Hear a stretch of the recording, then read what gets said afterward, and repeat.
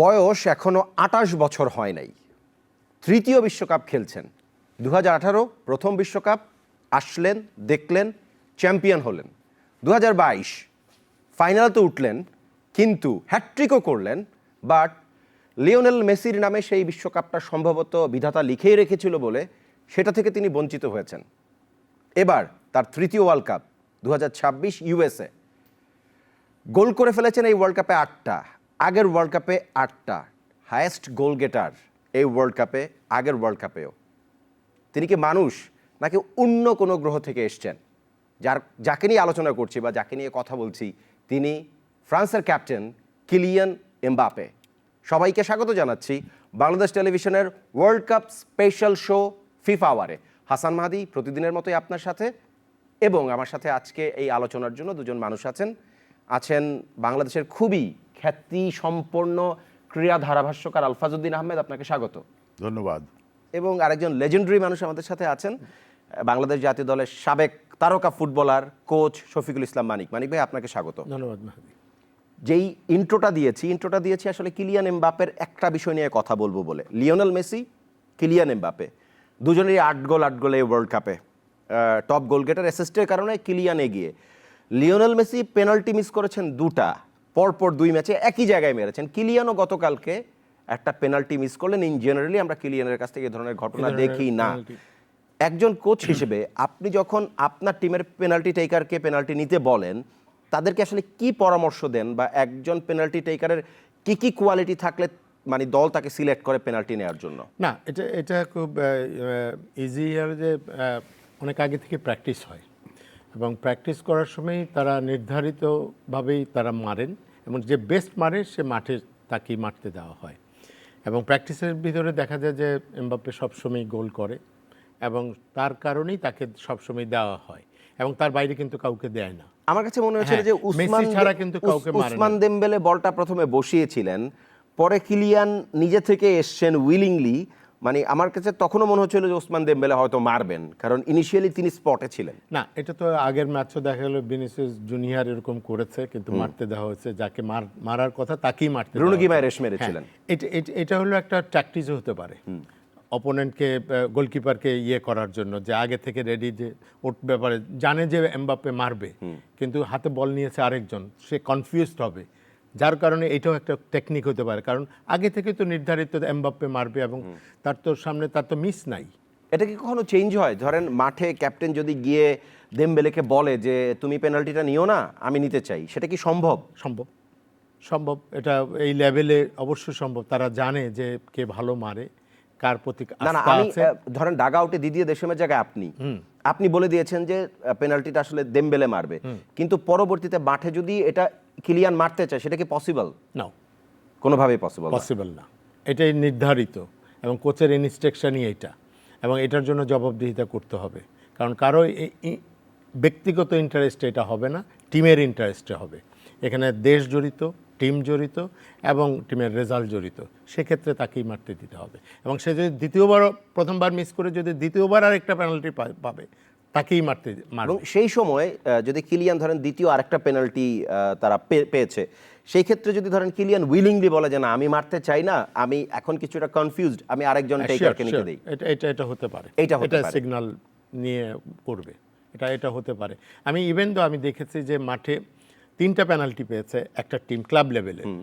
বেবেতোর খেলা আমি দেখেছি ক্লাব লেভেলে।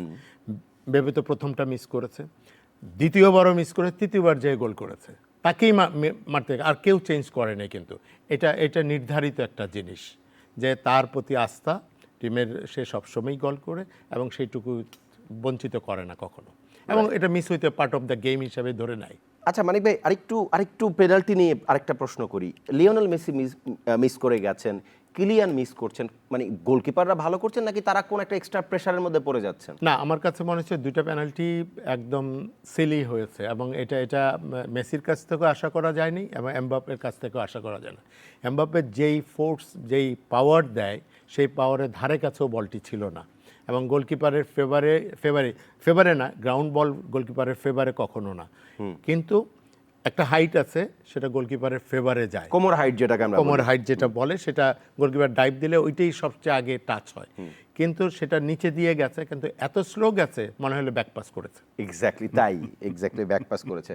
আলফাজউদ্দিন আহমেদ, আমি একটু এই ফ্রান্স দলটাকে নিয়ে কথা বলতে চাই। আমি কিলিয়ান এমবাপ্পেকে বলেছি যে উইনগ্রো থেকে উনি এসছেন কিনা, এরকমই দেখে মনে হয়। এবং ফ্রান্স টিম এখন ঠিক যেরকম একটা মেটালিক ফুটবল খেলছে, মেটালিক এবং সাথে সাথে আবার শিল্পের ছোঁয়াও পাওয়া যায়। আমি যদি মাইকেল ওলিসের খেলার কথা বলি, কিলিয়ান এমবাপ্পে কালকে পেনাল্টিটাও মিস করেছেন, ব্যাকপাস মানিক ভাই বললেন, বাট এত ন্যারো স্পেস থেকে এত অল্প জায়গার মধ্যে একটা ছোট্ট টুইস্ট এবং যেভাবে গোলটা করেছেন, এটা ট্রেডমার্ক গোল। এই ফ্রান্স টিমকে অন্য কোনো দল থামাতে পারবে বলে কি আপনি মনে করেন এই ওয়ার্ল্ড কাপে? পেনাল্টি কিন্তু এইবারের বিশ্বকাপে দুটো মিস করে ফেলেছে মেসি, কিন্তু তারপরেও কিন্তু সুযোগ আসলেই মেসিকেই কিকগুলো নিতে দেওয়া হচ্ছে, ফ্রি কিকগুলোও বেশি সে নিচ্ছে। সুতরাং দলে একজনের উপরে আস্থা থাকে বলেই তাকে এটা করতে দেওয়া হয়। একটা জিনিস, তাছাড়া এই যে গোল্ডেন বুটের রেসেও এই দুজন কিন্তু এগিয়ে রয়েছে। সবাই সতীর্থরা চায় যে এটাতে সে যেহেতু এগিয়ে আছে তাকে একটা সুযোগ বাড়তি দিতে আমাদের আপত্তি নেই, এগুলোও কনসিডার করা হয়। এবং এই দুজনের ভিতরে কে আগে যাবে বলা কিন্তু মুশকিল। তুমি একটু আগে বললে যেহেতু অ্যাসিস্ট দুটো বেশি আছে, স্কোরটা এমবাপ্পের একটু বেশি আছে এই মুহূর্তে, তবে এখনও খেলা কিন্তু বাকি আছে, কি হবে বলা মুশকিল। এখন আমরা যদি ওভারঅল এই ফ্রান্স টিম নিয়ে কথা বলি, আসলে ফ্রান্স টিম তো আমরা শুধু এই বিশ্বকাপ না, আমরা যদি এই বিশ্বকাপের যে মানে তৈরির যে কথা যদি বলি, যেভাবে তারা এই বিশ্বকাপ খেলতে এসছে, সেখান থেকেই কিন্তু তারা নিজেদেরকে গুছিয়ে এনেছে। এবং এই একই কোচের আন্ডারে তারা আগের বিশ্বকাপে খেলেছে, এবারও সে আছে দলের সাথে, এবং দলটা মোটামুটি খুব বেশি পরিবর্তনও হয়নি, এবং সকলেই খুব হাই এবং টপ ফর্মে আছে। আমরা ফ্রন্ট লাইনে যদি বলি, অন্য দলে কিন্তু যেরকম এমবাপ্পে আছে, ওখানে সবাই ভাবছিল যে মেসি আছে, কিন্তু মেসির পাশাপাশি যারা আছে তারা খুব একটা ভালো করছে তাই বলবো না, কিন্তু ফ্রান্সের পাশাপাশি যারা রয়েছে, বিশেষ করে আমরা যদি ডেম্বেলের কথা বলি, আরো একজন আছে, হ্যাঁ এদের কথা বলি, ডেজিরি দুয়ে খুব ভালো করছে, ব্রাডলি বারকোলা খুব ভালো করছে, যারা খেলছে অ্যাটাকে, এদেরকে মানে আটকানোই একটা মুশকিল ব্যাপার হচ্ছে। তুমি এমবাপ্পের কথা বললে যে ফাঁকি একটা ন্যারো একটা স্পেস ছিল, সেই স্পেসের মধ্যে দিয়ে সে বলটা এমন জায়গায় প্লেস করেছে যেটা আমার মনে হয় জিওমেট্রিক্যালি অলমোস্ট অসম্ভব। ঠিক একই রকমভাবে কিন্তু ডেম্বেলেও গোলটা করেছে, সেখানে তার সামনে কিন্তু একটা ডিফেন্ডার ছিল পিছনে হাত দিয়ে, এবং তাকে ঠিক যেন এরকম কাটিয়ে একটা শট সে করলো, এবং গোলের যত কাছে গেল তত গোলের এরিয়ার ভিতরে ঢুকলো। এগুলো দিস আর রিয়েলি শিল্প আমার মনে হয়, এবং এইগুলো একদিনের বা এক বছরের বা 2-4 বছরের ভিতরে এটা হয় না। এই দক্ষতা আসতে অনেক সময় লাগে এবং অনেক বেশি কনফিডেন্স লাগে। ঠিক মাঝমাঠটাও কিন্তু আমার মনে হয় ফ্রান্সের এবারে খুবই ভালো খেলছে। আমি একটু আগে মানিকের সাথে বলছিলাম যে দলের মাঝমাঠ ভালো খেলবে সেই দল খুব দ্রুতই মাঝমাঠের মানে প্রভাবটা এই করে ফেলবে। আমরা এর আগের ম্যাচগুলোতে দেখেছি খুব গতিতে খেলেছে মরক্কো, এবং মাঝমাঠে তাদের বিস্তার বেশি ছিল, প্রভাব বেশি ছিল, যে কারণে খুব দ্রুত তারা অপোনেন্টের উপরে প্রেশার সৃষ্টি করতে পারছে। আপনার কি এটা মনে হয় যে এখনো পর্যন্ত ফ্রান্স যেই ধরনের অপোনেন্টের এগেনস্টে খেলেছে, আমি যদি নরওয়েকে বাদ দিই, নরওয়ে তো তার ফ্রান্সের বিপক্ষে ম্যাচে নরওয়ে হেরেছিল, ম্যাচটা 4 গোল খেয়েছে মেবি, সেই ম্যাচটাতে নরওয়ে তার স্টার্টিং 11-এর 10 জন প্লেয়ারকে নামায় নাই। সেই ম্যাচে এখনো বড় জিনিস, ওই ম্যাচে কিন্তু এমবাপ্পে গোল করতে পারেনি। হ্যাঁ, এমবাপ্পে গোল করতে পারে নাই। এবং আমি যে প্রশ্নটা করতে, তার মাঝমাঠ কি এখনো টেস্টেড? আই মিন, বড় দলের এগেনস্টে কি তার মাঝমাঠ এখনো সেই পরীক্ষাটা দিয়েছে? ঠিক পুরোপুরি পরীক্ষা দিতে এই প্রশ্নটা কেমনে, মানে মরক্কো তো বড় দলের কাতারেই পড়ে। অফকোর্স মরক্কো কখনো ছোট করে দেখা যাবে না, তাদের র্যাঙ্কিংও কিন্তু টপ 10-এর ভিতরে তারা রয়েছে, 5-এ 6 বা 7-এ ঠিক আছে।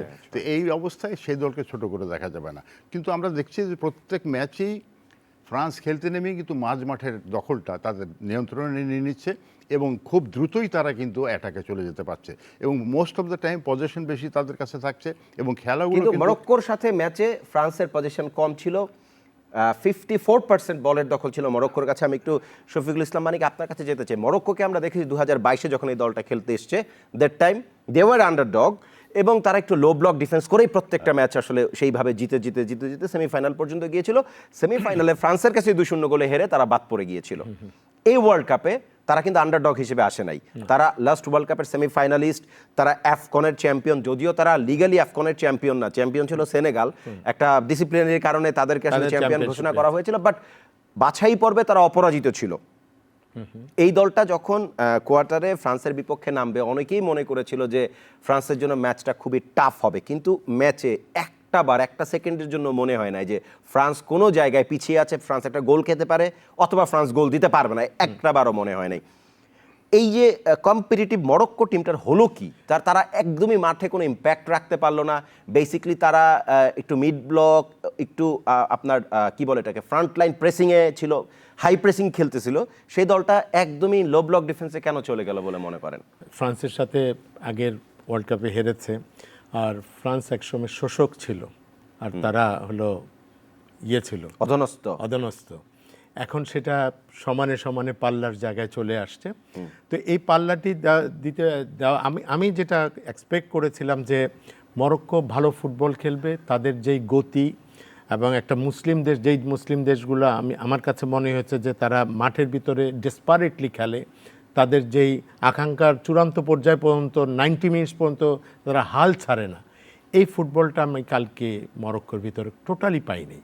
আমি প্রত্যাশা করেছিলাম যে তারা ফাইট করবে অ্যাগেনস্ট ফ্রান্স, বল দখলে হয়তো বেশি ছিল, একটু ডিফেন্সে একটু খেললেই দেখা যায় যে লো ডিফেন্স করলে তারা প্রচুর পাস খেলেছে এবং আননেসেসারি পাস এবং আননেসেসারি মিস্টেকও করেছে, প্রচুর মিস্টেকও করেছে, ওই জায়গা থেকে কাউন্টার অ্যাটাক প্রচুর হয়েছে। সো দ্যাট আমার কাছে মনে হচ্ছে যে মরক্কোকে কালকে আমার অন্যান্য টিম যেমন ক্যাপ ভার্দে, মিশর যে ফুটবল খেলেছে অ্যাগেনস্ট বড় টিম, কালকে ফ্রান্সের এগেইনস্টে এবং সেনেগালের খেলাটা যদি আপনার মনে থেকে থাকে, সেনেগালও কিন্তু 75-76 মিনিট পর্যন্ত 2-0 গোলে লিডে ছিল বেলজিয়ামের এগেইনস্টে। না, আফ্রিকান টিম হিসেবে সেনেগাল তো অবশ্যই কোয়ালিফাই করা, এবং আমি আগেও বলেছিলাম যে ওদের দোষে কিন্তু ওরা হেরেছে। লাস্ট যেই কয়টা মিনিট তাদেরকে লো ডিফেন্স করে বল কন্ট্রোলে রাখার কথা, সেখানে না রেখে তারা অ্যাটাকিং ফুটবল খেলতে গেছে 2 গোলের পরেও, সেটার সাফার করেছে হলো এগেইনস্ট বেলজিয়াম। তো লাস্ট গোল নিয়ে অনেক কন্ট্রোভার্সি আছে, বাট তারপরেও আমি মনে করি যে জেতা ম্যাচ জিতে চলে আসছে। তো এখানে আমার কাছে মরক্কোর সবচেয়ে বাজে দিকগুলো আমার কাছে মনে হচ্ছে তারা মিডফিল্ড কন্ট্রোল করতে পারে নাই, তারা লো ডিফেন্সে তারা বল বেশি হ্যাং করেছে, এবং অ্যাটাকিংয়ে এসে তারা সব লুজ করেছে, ম্যাক্সিমাম লুজ করেছে। এবং যখন তারা হারছে 2-0 গোলে হেরে গেছে, তখন কিছু বলে আসছে, বাট তখন অলরেডি কম্প্যাক্ট হয়ে গেছে ফ্রান্স, তাকে আরো গোল খাওয়ার সম্ভাবনা তৈরি হয়েছিল। আমার কাছে ম্যাচটি খুব কম্পিটিটিভ মনে হয়নি। আমি দুটো জিনিস উল্লেখ করতে চাই এখানে। একটা হচ্ছে যে সাইফ আলীর অনুপস্থিতি। এর আগের ম্যাচগুলোতে আমরা দেখেছি যে তাদের মেইনলি অ্যাটাকগুলো সব লেফট উইং দিয়েই তারা করেছে এবং সাইফ আলীর মাধ্যমেই করেছে। না, কিন্তু সাইবারি বেসিক্যালি লেফট উইং এ খেলেন না, উনি তো বেসিক নাম্বার 9। ইসমাইল সাইবারি তাদের বেসিক নাম্বার 9। কোথায় আসছি আমি, এমবাপেও কিন্তু 10 নম্বর মাঝে খেলার কথা, কিন্তু সে লেফট উইং দিয়েই কিন্তু অ্যাটাকগুলো কালকে ইনিশিয়েট করেছে। হাকিমি কিন্তু অন্যান্য দিন ওই অ্যাটাকগুলো বিল্ড আপের ক্ষেত্রে খুব বড় ভূমিকা রাখছিল, ওভারল্যাপ করে যাচ্ছিল।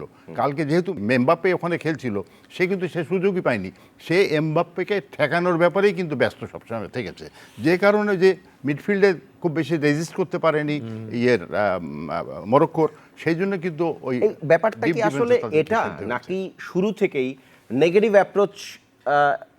অ্যাপ্রোচে মাঠে নেমেছিল মরক্কো, তারা চিন্তাও করে নাই ম্যাচটা তারা জিততে পারে, এটা মনে হয় নাই? আমার তো মনে হয়েছে শুরু থেকে যে মরক্কো ম্যাচটা জিতবে না, সেটা ধরেই তারা মাঠে নেমেছে। প্যারাগুয়ের খেলাটা যদি আপনি দেখেন, প্যারাগুয়ে লো ব্লক ডিফেন্স করেছে, সে নেমেছিল লো ব্লক ডিফেন্স করতে, 1-0 গোলে ফ্রান্স জিতেছিল ম্যাচটা, সেটা তাও পেনাল্টি। তো এই ম্যাচে ইন জেনারেলি মরক্কো যেই বেসিক ফুটবলটা খেলছিল, কাউন্টার প্রেস, সে কাউন্টার প্রেস তো একদমই ছিল না এই মাঠে, এই ম্যাচে। যারা লো ব্লক খেলবে প্ল্যান করে নামে, যেরকম ভারদের কথা যদি বলি আমরা, কে ভারদে, তার সবগুলো ম্যাচে কিন্তু তার ছিল যে আমরা আগে গোল খাবো না, সেটা কাবো ভার্দের ম্যাচ নিয়ে আবার একটা মানে আমি যদি বলি এটা একটা ছোট ডিবেট হইতে পারে, যেরকম কাবো ভার্দে ম্যাচটা লো ব্লক খেলেছে প্রত্যেকটা ম্যাচ, কিন্তু দে আর ভেরি স্মার্ট। তারা যখন দেখেছে যে আর্জেন্টিনা মাঝমাঠে আসলে প্রচুর ডায়াগোনাল পাস খেলতেছে এবং খেলাকে স্লো করছে, দ্যাট টাইম তারা কিন্তু আবার খুবই কুইক কাউন্টার অ্যাটাকে গিয়েছে, এটা স্মার্টনেস, একটা স্মার্ট মুভ তারা নিয়েছে। তো সেই একই রকম কথা আমি বলবো যে মরক্কো কিন্তু লো ব্লক খেলবে এটা প্ল্যান করে মাঠে যায়নি। মরক্কো ভেবেছিল যে অন্যান্য দিন যেভাবে দ্রুত গতিতে গতিময় ফুটবল তারা খেলবে, সেটাই তারা প্ল্যান করে গেছিল। কিন্তু ফ্রান্সের মাঝ যে এত তাদেরকে প্রতিরোধ করে ফেলবে, এটা তারা ভাবেনি। না, শুরু থেকে তো আমরা দেখেছি তাদের অলমোস্ট 6 ম্যান ব্যাকলাইন হয়ে গিয়েছে, তার উপরের আরো 4 জনকে তারা দাঁড় করেছে, তার মানে অলমোস্ট 5 আর 4 9 গোলকিপার কিনে 10 জন তারা ডাবল লেয়ার করেছে, এবং মানে মাঝমাঠ এবং আপনার লাস্ট লাইন অফ ডিফেন্সের মধ্যে পার্থক্য খুবই ন্যারো খুবই ছিল, narrow, yes. কিন্তু তারপরেও যে পকেটগুলো আসলে ক্রিয়েট হয়ে যায়, দলে যদি দেশজিরি দুইয়ের মতন প্লেয়ার থাকে, ওলিসের মতন খুবই ক্রিয়েটিভ, প্রচুর পেস এরকম একজন প্লে মেকার থাকে, একজন আলটিমেট গোল স্কোরার এমবাপে থাকে, এবং উসমান দেবমেলের মতন মানে মাচ মোর ক্রিয়েটিভ একজন উইঙ্গার থাকে, এই ধরনের দলকে কি আসলে লো ব্লক করে কখনো থামানো যায়? অলিসে, ডেম্বালে অ্যান্ড এমবাপে, এই তিনজনকে ঠেকানো ইজ ভেরি টাফ। ইয়েস, মানিক ভাই আমাকে বলেন তো আসলে এইদেরকে ঠেকাইতে পারবে কে? না, ঠেকানো যাবে, যাবে না এটা Okay. কোনো কথা কি না। টেকনিকে ঠেকানো যাইতে পারে? ডেফিনেটলি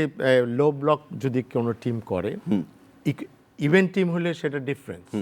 ইভেন্ট টিম হলে এটা কাউন্টার অ্যাটাক কি হবে, একজন লো ব্লক খেলবে সেটা না। এখনকার ফুটবলে যেটা চলে আসছে, এটাকে মনে হয় যে হাফ লাইন ক্রস করলেই বোধহয় ডিফেন্স করতেছে। No, not for that. যে এই কারণে তারা ওই জায়গাটায় চলে আসে, বলের পেছনে সবাই চলে আসে। এটাই এখনকার ফুটবলের একটা নিয়ম হয়ে দাঁড়িয়েছে। কেউ স্ট্রাইকার, রোনাল্ডোর ক্ষেত্রে ডিফারেন্ট, মেসির ক্ষেত্রে ডিফারেন্স, তাদেরকে লোন হিসাবে রেখে দেয়, আর 9 জনই কিন্তু পিছনে নামে, বলের পিছনে চলে আসে। তো ওই লাইনগুলো যখন ডিফেন্স 4 জনে থাকে, 4 জনের জায়গায় আবার উইং যখন নামে, দেখা যায় 5 জন 6 জন হয়ে যায়, তারপরে একটা মিডফিল্ড লাইন করে, সেটা 3 জন 4 জনের হয়। তো এটা ডিমান্ড করে তখন যে অপোনেন্টকে ব্লক করার জন্য, এবং বল পাওয়ার পরে আবার ওদের হাফে যে আবার সেম সিচুয়েশনটাই হয়, 30 মিটারের ভিতরেই দেখা গেল যে 20 জন প্লেয়ার, যে যতভাবে ক্রিয়েট করতে পারে, স্পেসগুলা খুঁজে, এই স্পেসগুলা খোঁজার ক্ষেত্রে যে পারদর্শী হয়, সিলি মিস্টেক যে করে, ফাউল যে করে, ফ্রি কিকগুলা পায়, তো এইসব ক্ষেত্রগুলো তখন খুঁজে যায় ইভেন্ট টিমের ক্ষেত্রে। আর ইভেন্ট টিম না হলে যেটা কেপ বার্থডে অথবা তারা কাউন্টার নির্ভর ফুটবল খেলে, তাদের অস্ত্র আছে কতটুকু সেইটুকু জানে। মিশরের অস্ত্র ছিল, মিশর কাউন্টার অ্যাটাকে 3টা গোল, আমি 3টা গোলই বলি, একটা বাদ হয়েছে, বাট এই 3টা কাউন্টার গোল ছিল, কি কুইক কাউন্টার ছিল, যেখানে কোনো স্পেস দেয় নাই। এবং সেইটা কিন্তু হয়েছে এলো অ্যাগেনস্ট আর্জেন্টিনা, এবং আর্জেন্টিনা টিমটাকে স্টাডি করেছে 2টা টিমই, তাদের অ্যাগেনস্টে কীভাবে আমরা রেজাল্ট পেতে পারি, এবং তারা সাকসেসের পথে 2টা দলই চলে গেছিলো, বাট আলটিমেটলি হয় নাই, যেহেতু যেখানে মেসি আছে, মেসি সামহাও ওখান থেকে ম্যানেজ করে ফেলেছে, এবং 2টা ম্যাচ দেখলে বোঝা যায়। তো এখন কথা হলো যে ইভেন্ট টিম এখন ফ্রান্সের অ্যাগেনস্টে স্পেন পড়লো, নিশ্চয়ই স্পেন এত সহজ প্রতিপক্ষ হবে না, যেখানে 2 জনকেই সমীহ 2 দল করে খেলতে হবে। এক্স্যাক্টলি, ইভেন্ট টিমের ক্ষেত্রে আসলে এক ধরনের স্ট্র্যাটেজি হয়, বাট মরক্কোকে আমরা দেখেছি তাদের উইং বেসড ফুটবল খুব কুইক, তারা খুবই কুইক কাউন্টার অ্যাটাকে যায়।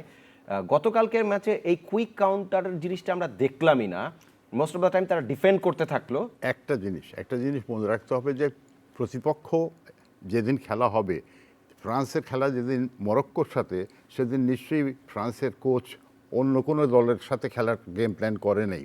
মরক্কো কিভাবে খেলতে এসছে, এবারের বিশ্বকাপ তারা কেমন খেলছে, এর আগেরগুলা কেমন ম্যাচগুলো কেমন খেলেছে, সেটা অনুযায়ী কিন্তু তারা গেম প্ল্যানটা করেছে, হোমওয়ার্কটা করেছে। সুতরাং তারা যাতে ওই উইং বেসড অ্যাটাকগুলো না করতে পারে, তার জন্যে ভালো করে একটা গেম প্ল্যান তারা রেখেছে। Man to man marking, zonal marking, এগুলো যদি করা যায়, যদি ব্লকিং সিস্টেমটা আমরা মাঝমাঠেই করবো, এরকম প্ল্যান করে খেলা যায়, তাহলে নিশ্চয়ই এসে লো ব্লকে 2টা লাইন ডিফেন্ড করে ডিফেন্সিভ করতে হবে না। আর যেটা বারবার মানিক বলছে যে এখন তো সব যারা উপরে চলে এসছে, অলমোস্ট ইকুয়াল টিমগুলো কিন্তু উপরে চলে এসছে। এখন কিন্তু যাদের গেম প্ল্যানটা সঠিক হবে আর যারা গেম প্ল্যানটা ইমপ্লিমেন্ট করতে পারবে, তারাই কিন্তু সেই ম্যাচে ডমিনেট করে যাবে। এবং এই ম্যাচগুলোতে কিন্তু সুযোগ খুব বেশি আসবে বলে আমার মনে হয় না। যারা সুযোগ পাবে, কাজ করতে পারবে, তারাই কিন্তু জিতবে। আমরা যদি বলি ব্রাজিলের কথা, ব্রাজিল কিন্তু সেদিন সুযোগ সৃষ্টি করে গোল করতে পারেনি, কিন্তু আমরা দেখেছি 2টো হাল্যান্ড গোল করেছে, একেবারে পেনাল্টি বক্সের সুযোগ পেয়েছে, তার মধ্যে 2টা গোল করেছে। পেনাল্টি বক্সের বাইরের থেকে, ওই কর্নার থেকে যে ওই বল গোল করা যায়, এটা আমার কাছে অসম্ভব মনে হয়। 2টা গোলে ব্রাজিলিয়ান বড় ধরনের ডিফেন্সের মিস্টেক মনে হয়েছে। এটা কোনোভাবেই মাত দেওয়ার কোনো উপায় নাই। একটা প্লেয়ার জানে এত বড় প্লেয়ারকে মার্কিং ভুলে যাওয়া, এটা একটা অপরাধ। আমি ডিফেন্ডার, রাইট, আমার টল ডিফেন্ডার আছে, আমি ওর পিছে দাঁড়াইলে কখনো আমি বল পাবো না, এটা 100%। এবং আমার কি করতে হবে, ওই এরিয়াল বলটাকে আমাকে আগেই রিড করতে হবে, এই বলটা আসতে পারে, আমি তার সামনের থেকে যেভাবে হোক ফ্লিক করতে হবে, যেভাবে হোক আমি ডিফেন্ডার হিসাবে ওই বলকে ডিস্ট্রয় করবো, পিছন থেকে যে ডিস্ট্রয় করব, এই মানসিকতা থাকলে কোনোটা। আর আরেকটি জায়গা হলো, যেটা সেকেন্ড শট হলো, স্পেস, তিনজনে মিলে স্পেস দিছে, Yes. দাঁড়ায় আছে, কেউ আরে body close-ই হয় নাই, একজন ওখানে defender আছে, body ও close shoot হয় নাই। করবে, হ্যাঁ। তো একটা ডিস্টার্ব করা space-এ- যেটা বলে সেটাও করে না। রাইট, এবং এক্স্যাক্টলি। ডিস্টার্ব কাকে করছে? গোলকিপারকে করছে। হ্যাঁ। Towards the goalkeeper, vision block করে রেখেছে। ভিশনটা ব্লক করে দিছে। ওর স্পেস একটা ছিল, হল্যান্ড ক্লিয়ার ওই জায়গা ক্লিয়ার দিয়ে করেছে। আজকে রাতে একটা ইম্পর্টেন্ট একটা ম্যাচ, স্পেন এবং বেলজিয়াম, অল ইউরোপিয়ান একটা এনকাউন্টার আমরা দেখব। বেলজিয়ামকে আমার কাছে মনে হয়েছে দে আর লাকি এনাফ, সেনেগালের বিপক্ষে ম্যাচটা মানে খুবই ইন্টারেস্টিংলি তারা জিতে এসছে। তারপরে আরেকটা ম্যাচেও তারা মানে আমার কাছে মনে হয়েছিল যে তারা হারতে পারতো, সেখান থেকেও তারা বেরিয়ে এসছে। USA ইউএস এর বিপক্ষের ম্যাচটা, রাইট, এবং 4-1 জিতেছে। 4-1 জিতেছে ইউএস। ওই প্রথম আমি ইউএসএ কে দেখছি যে এই টুর্নামেন্টে সবচাইতে মানে তার কোয়ালিটির তুলনায় বাজে Quality, ফুটবল খেলেছে। exactly. এই ম্যাচটা নিয়ে আপনার প্রেডিকশন বলেন। একই কথা বলতে হবে যে আমার মনে হয় যে স্পেন কিন্তু চ্যাম্পিয়ন হওয়ার একটা মানসিকতা নেই কিন্তু টুর্নামেন্ট খেলতে ইউরো এসেছে। চ্যাম্পিয়ন এবং 2024-এ। তারা নিশ্চয়ই ছেড়ে কথা বলবেন এবং তাদের দল এ পর্যন্ত মোটামুটি ভালোই খেলেছে। একটা দুটো ম্যাচে একটু আমার মনে হয় এক্সপেকটেশন যা ছিল সে অনুযায়ী খেলতে পারেনি, একটু স্লো খেলেছে, অ্যাটাক কম করতে না, পেরেছে। আমি একটু মনে করিয়ে দেই 2010 যখন স্পেন ওয়ার্ল্ড কাপ জিতেছে, তারা এটাই খেলে যে পজিশন ধরে রাখো, একটা গোলই করো, সেটাকে ডিফেন্ড করো এবং সেটা দিয়ে ওয়ার্ল্ড কাপ জেতা যায়। ঠিক তাই। সেটা তারা করেছে। ঠিক তাই, ওরা ওরা ওরা এটা খুব, 2010 মানে অপোনেন্ট ইট ওয়াজ অনেক আগের ইয়ে। এখন কিন্তু এখন sorry, fully sorry to নতুন interrupt. team। আমি না, যেটা ভিসেন্ট দেল বস্কের সেই খেলা আসলে অনেক বদলাই গেছে এখন। হ্যাঁ, ওইটা সবাই ধরে নিছিল এবং ধরার পরে 2014-তে সেটা মাইর খেয়েছে, খুব বাজেভাবে বাজেভাবে মাইর খেয়েছে। এরপর থেকে কিন্তু তারা চেঞ্জ করেছে, এত Yes. টাচ করে না, এত টাচ করে। এত টাচ করে না, টাচ করে ফাইনালি একটা পাস থ্রু পাস বাড়াতে হয়। ওই তো টুকিটাকা সেখানে ফুটবল এখন আমার আর কাছে খেলছে মনে না। হয় এই ফুটবলের এখন হ্যাঁ কন্ট্রোল তো অবশ্যই রাখতে হয়। টিম ম্যাচ কন্ট্রোল করতে হলে কয়েকটা পাস, মিডফিল্ডে ডিফেন্সে কয়েকটা পাস, স্পেস ক্রিয়েট কারা করছে, ওয়াচ করছে, তো এগুলো দেখতেই হয়। মাঠে প্লেয়াররা মুভ করে, দাঁড়ায় তো আমি দেখি না যে আমার কাছে বল আসবে, আমাকে বল আসার জন্য আমার স্পেসটা ক্রিয়েট করতে হবে। তো ওই স্পেসগুলো তখন যতক্ষণ না বের হয় ততক্ষণ পাসটা দেয় না। এক্স্যাক্টলি। আলফাজউদ্দিন আহমেদ, আপনার প্রেডিকশনটা আমি একটু জানতে চাই। আপনি আমি নিশ্চিতভাবেই বলবো যে স্পেনকে আমি আগিয়ে রাখবো, তার কারণ স্পেন আমার মনে হয় খুব বেশি কষ্টও করতে হবে না, ইজিলি এই ম্যাচটা জিতবে, ডোমিনেট করে জিতবে। সেটা মনে হয়, বাট ভেরি এক্সপেরিয়েন্স এই বেলজিয়াম টিমকে আমরা মনে করি নাই যে সে রাউন্ড অফ 32-কে ক্রস করতে না, পারবে। সেটা না করার কোনো কারণ নাই, তার কারণ বেলজিয়াম কিন্তু কিছুদিন আগে এই র্যাঙ্কিং এ একেবারে 1 নম্বর পর্যন্ত পৌঁছে গেছিল। র্যাঙ্কিং, সেটা অনেক ফিফা র্যাঙ্কিং পিছনে ডিফারেন্ট পিছনে জিনিস, সেটার সাথে আসলে পিছিয়ে মাঠের খেলা এসছে। সম্পর্ক অত কিন্তু বেশি এই থাকে না। এই বিশ্বকাপে খেলতে এসে তারা ভালো করতে পারছে না বা পারেনি এখনো পর্যন্ত। ওকে, সুতরাং স্পেন আমার মনে যদি হয় না, জিতে তাহলে আপনার প্রেডিকশন মানে গোল মার্জিন কিরকম? অন্ততপক্ষে 2-0। 2-0, এটা আপনার প্রেডিকশন। মানিক ভাই, আপনার প্রেডিকশনটা জান। বেলজিয়াম যেভাবে আসছে ফেভার করেছে তাকে, ওকে, লাক ফেভার করেছে। লাক ফেভার অবশ্য করেছে। ওয়ার্ল্ড কাপে লাক লাগে। লাক দরকার হয়।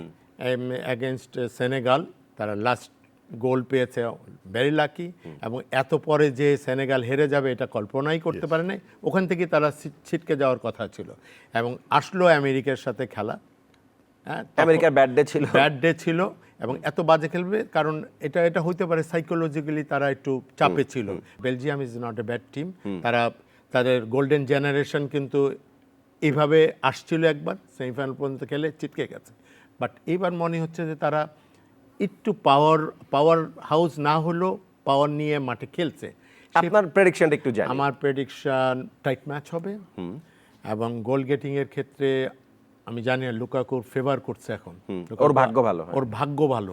তো এখন লুকাকু পরে নামার পরে যদি তার আসল ফর্মটা দিতে পারে তো এস এ ড্র ম্যাচ হওয়ার সম্ভাবনা খুব বেশি। আর টাই ব্রেকে?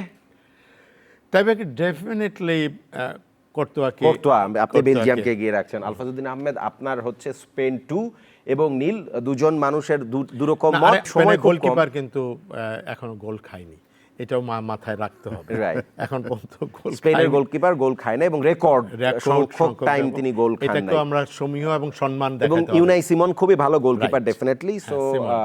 দুইজনের প্রেডিকশনের সাথে আমি একটা প্রেডিকশন, আমি একজনের পাশে ডেফিনেটলি দাঁড়াতে চাই। আমি আলফাজউদ্দিন আহমেদের পাশে দাঁড়াচ্ছি, ওনার সাথে হয়তোবা গোল মার্জিনের আমার দ্বিমত আছে, কিন্তু অ্যাজ আ টিম স্পেন এই ম্যাচে জিতবে, সেটা আমার prediction. Thank you very much Alfazuddin Ahmed, thank you very much Shafiqul Islam Manik. আমরা শেষ করছি আজকের ফিফা আওয়ার। পরবর্তী আরও একটা এপিসোডে নিশ্চিত আরও ডিটেল আলোচনা নিয়ে আমরা হাজির হয়ে যাব। ততক্ষণ পর্যন্ত আপনি ভালো থাকবেন, সুস্থ থাকবেন এবং অবশ্যই বাংলাদেশ টেলিভিশনের সাথে থাকবেন।